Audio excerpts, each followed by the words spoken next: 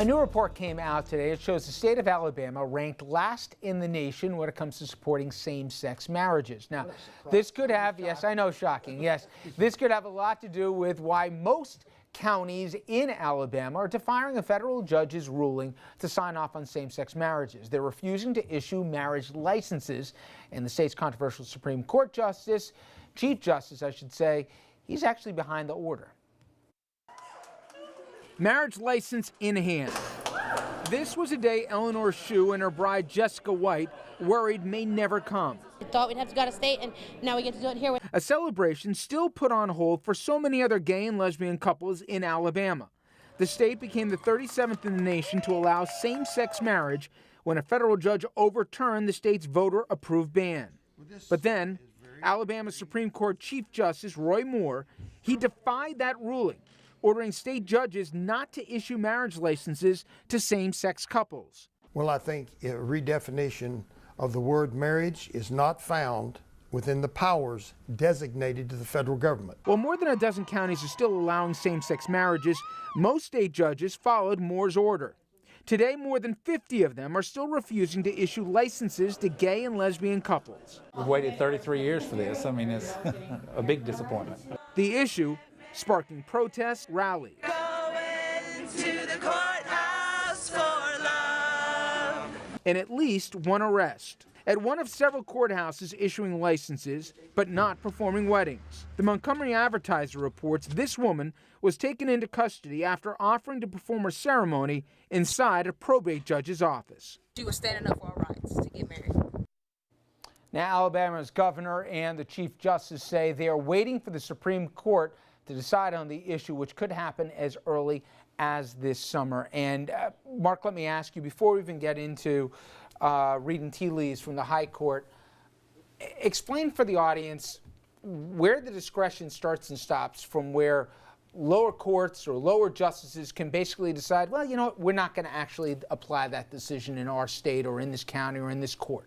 Well, I don't know where it stops and starts as a general matter, but in this case, this Moore character is clearly defying a lawful order from a federal district judge, and an order that's been vindicated so far provisionally by the U.S. Supreme Court. So this is just back to the future. I mean, soon we'll have a Confederate flag out there, we'll have George Wallace, and we'll have the National Guard sent in to make him enforce the law as it's currently written. This is the same Supreme Court justice that refused to take the Ten Commandments down when he was ordered to do so. Oh yeah, I forgot about that. And his whole thing is that unless the Supreme Court says it, it's not the law, and a district court judge doesn't make the law.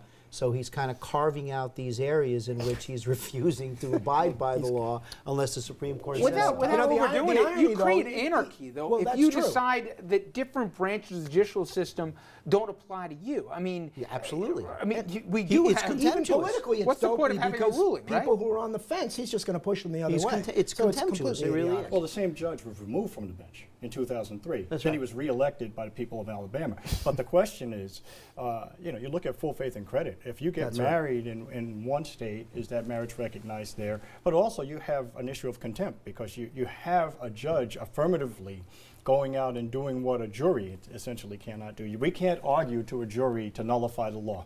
We may think the law is wrong. The jury may think the law is wrong. We can't make that argument as unethical. Here you have the top judge in the state of Alabama using judicial nullification, saying basically we're Alabama, we're going to do what we want to do. So based upon this, I wonder if there's a federal basis for prosecuting him for contempt. I'm trying to find a federal jurisdictional hook for it because probably the AG in Alabama is not going to stand up to the chief judge. So this is a case, if you can find a jurisdictional nexus, that would be ideal for federal these intervention. are the type of arguments that were made in the civil rights era. Yeah, it's the same I thing, mean, and it just goes to show how dangerous the abuse of power can be, especially when you've got all of these district court judges. I think this is why you have a Justice Department. You know, right? Yeah, that's. But I mean, listen, putting aside the issue and everything, I think we all agree we're all like pretty progressive people here. But this is the top judge of that court. Please, Mark is going to go react to that. This is the top court of that state, and he's taking. They're telling him he has to take orders from a district court, and he's flexing back. He's not a state court lower judge. He's the top judge in that state. You may not like it. You may not like what he's doing, but but he's pushing back, and he wants to hear the Supreme Court of the United States decide well, that. Doug, as in TV Talk, there's the segue. What will the Supreme Court do? And as I mentioned before, as early as this summer, we could get a decision on it. And of all people, Justice Clarence Thomas, who, yes, does have vocal cords here, he stated in his dissent. Well, I guess he typed it, right? He stated in his dissent, along with, of course, Justice Antonin Scalia, that this acquiescence may well be seen as a signal of the court's intended resolution of that question. This is not the proper way to discharge our Article III responsibilities, and it is indecorous for this court to pretend that it is. Do, Mark, I read this correctly, that this was a signal that the Supreme Court is not going to go the way of Mr. Thomas and Scalia, and they're probably going to rule that gay marriage is a law of the land? Well, you're right that that's how they're going to rule. We've talked about it on the show before. I think we know it's going to be a 6-3 vote as closely as we can know anything, holding that there's a 14th Amendment due process right to same-sex marriage. But this is still notwithstanding that that's going to be the result. You know, the overblown protest of a dissenter, and the law books are filled with cautionary notes about crediting that kind of hyperbole and rhetoric.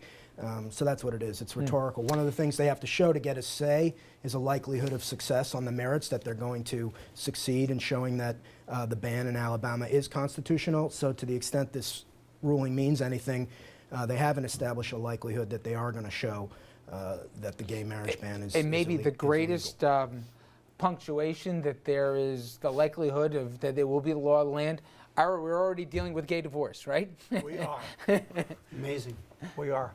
And but you know, from our perspective, it was mostly things that where the federal government was slightly different from the state, like ERISA rules, rights to have health insurance, right to COBRA, which is giving the same rights to a gay person that a heterosexual would have in a marriage.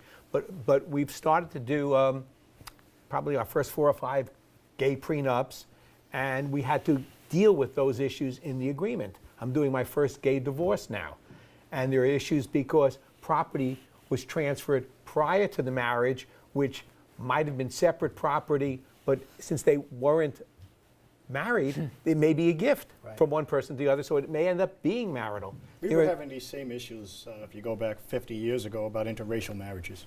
Exact same issues. So really, if you Loving simply, case, right? Yeah. Absolutely, if you sit and you take and change the dynamic in terms of who's involved, we're there all over again. Well, they're going to say in 15 years, once Ira gets his mitts into him, be careful what you wish for. Let's go back to the old way. My God. And we ask you at home to head over to Facebook and Twitter and sound off on our question. Should the U.S., in your views, should the U.S. Supreme Court legalize same-sex marriage to make it the law of the land, not just state by state here, but for all Americans? And, of course, we'll get to your reaction tomorrow night. But coming up next, a former news anchor out of Philadelphia is suing and heading to court after he says he was wrongly fired for using the N-word in an editorial meeting.